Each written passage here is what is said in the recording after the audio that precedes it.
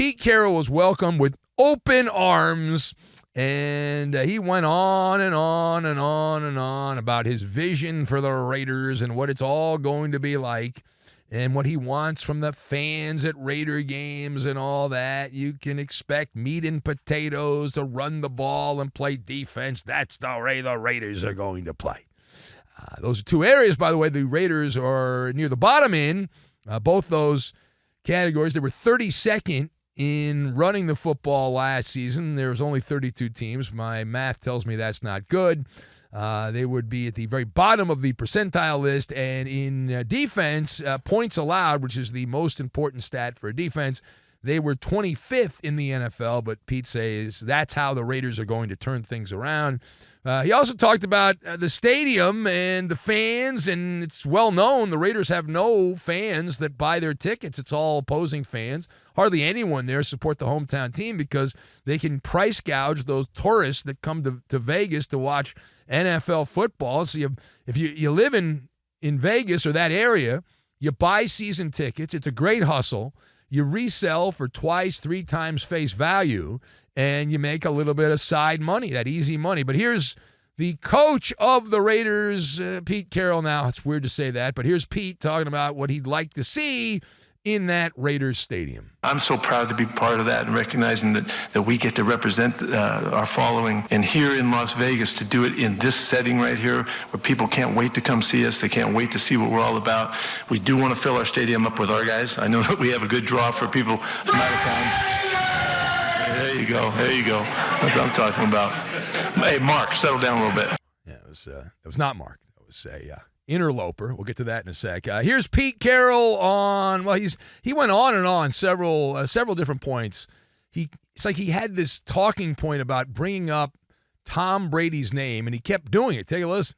He's been integrally involved, wherever I know that the process could allow him to be in. We haven't seen him. He's not been here. He's got a big job.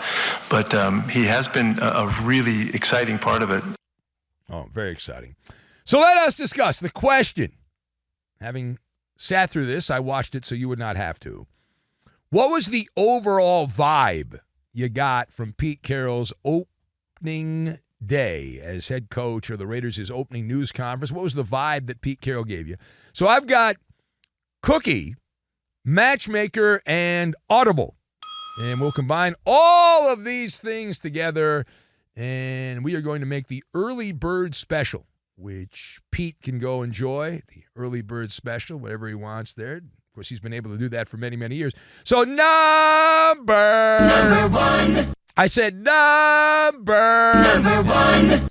Pete Carroll was in mid-season form. Now, this is not our first circus. We have been to the circus before. We've done shows after many Pete Carroll introductory news conferences over the years. So we know a thing or two about this because we've seen a thing or two about Pete Carroll, and it was on brand. Pete's in his mid-70s now, but he has not lost a beat when it comes to this kind of bullcrap. He is a maestro in front of the microphone. He really is. He came across as warm-hearted, as good-natured. He was animated. He wasn't like, remember former President Biden, how he was like a senile old man falling down. He just, even when he talked, it sounded like he had one foot in the grave. Well, Pete Carroll, no, he's still got it. He's got this zestfulness to his personality. He certainly sounded like that.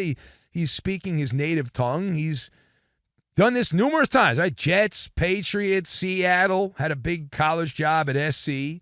So he knows these like the back of his hand, these news conferences. And since it was his native tongue, this was for Pete Carroll, it was like a cookie. It was cookie cutter was what it was as he was welcomed to Raider Nation there. You talk about wanting to win. You still have the passion. You love football. It's your life. You wanted the challenge. You can't wait to turn things around. You thank the owner, who's really good at letting coaches go, really, really good at letting coaches go. You talk up the fan base. He hit all of those notes. Every one of those notes Pete hit on.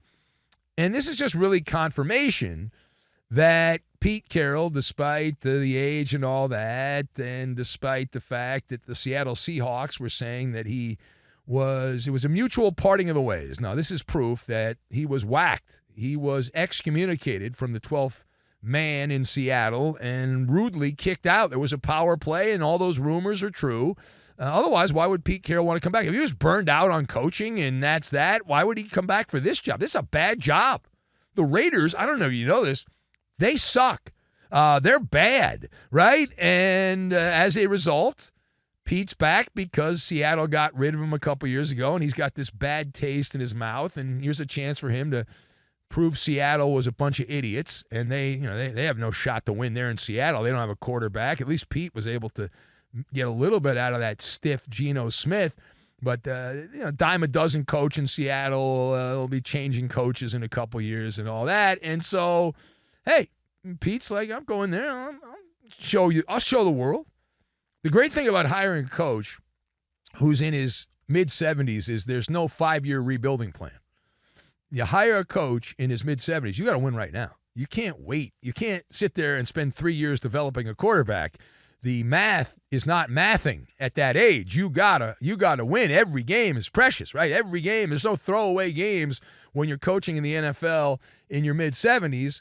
It's the equivalent of being a quarterback in your 40s, right? If you have a bad year when you're 28 years old, they say, well, it's just a bad year. He'll bounce back. Have a bad year when you're 38, 39, 40. Then all of a sudden you're washed up. The same concept applies here with the Raiders hiring Pete Carroll. So how does the Raider GM combo with Pete Carroll, the John Spytek Pete Carroll combo dish, how is that looking for the Raiders? So it's like having diarrhea in an elevator that's broken. It's very uncomfortable. Now, they both talk the talk. Whether or not they're able to walk the walk is a different story here. But this is Tom Brady playing matchmaker is what this is. That's the vibe I got listening to Pete Carroll and the GM here. That make no mistake, this is an arranged marriage. It is. Right? This is Tom Brady trying to figure things out, and he's like, well, I didn't get who I wanted, so why don't I go out and I'll hire my old college buddy from Michigan, and I'll make him the GM, and then the coach I wanted didn't want to work for the Raiders, so I'll get the most seasoned coach I can get because no one will rip me for hiring this coach because he's won a Super Bowl, and so I'll bring him in here. It's like buying two different jigsaw puzzles and then combining the pieces of the jigsaw puzzle and trying to make it work. So, final point. So you take a couple of steps back. Where are you at on the amount of times Pete Carroll mentioned Tom Brady? If you took a drink every time Pete Carroll mentioned Tom Brady, you would have been declared dead from alcohol consumption. It was every couple of minutes he mentioned Tom Brady's name multiple times during the news conference. So it was over the top, even by Pete Carroll standards. I understand you're trying to lick the toes of Tom Brady. I get it, but it was a little much.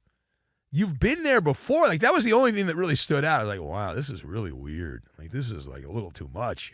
It's it felt like Pete Carroll was trying to reassure Tom Brady that he treasures his opinion and he's so happy and everything's going to be fine. Now, I have boots on the ground that have told me, a little birdie tells me, that Tom Brady is the reason that Antonio Pierce was fired. Mark Davis was convinced, had his arm twisted by Tom Brady.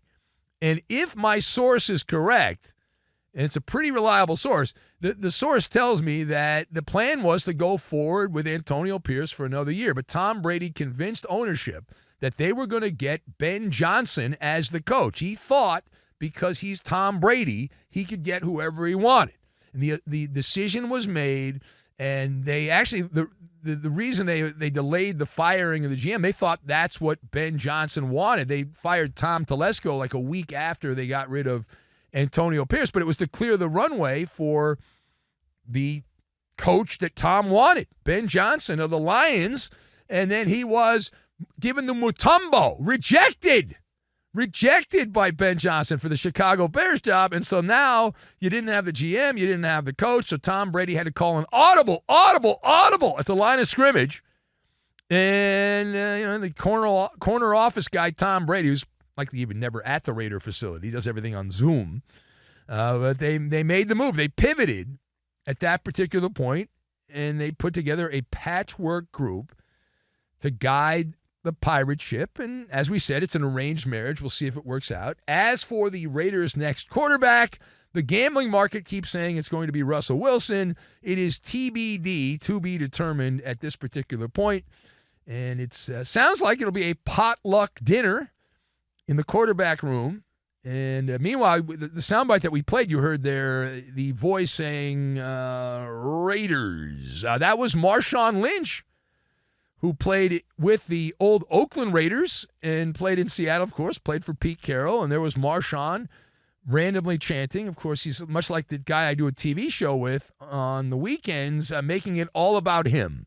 Marshawn, making sure everyone talks about Marshawn Lynch so he can get another reality show somewhere or documentary on Netflix, making it all about him. Is he hard up for a job? You think he's trying to get a job on Pete Carroll's coaching staff? How did he get in the building, by the way? I don't think he's a Raiders employee. I don't know how he even got in the building, but there he was, chanting. Did we play that soundbite again? We have that, and this is in the middle. Pete Carroll's talking, and all of a sudden you hear Raiders in there.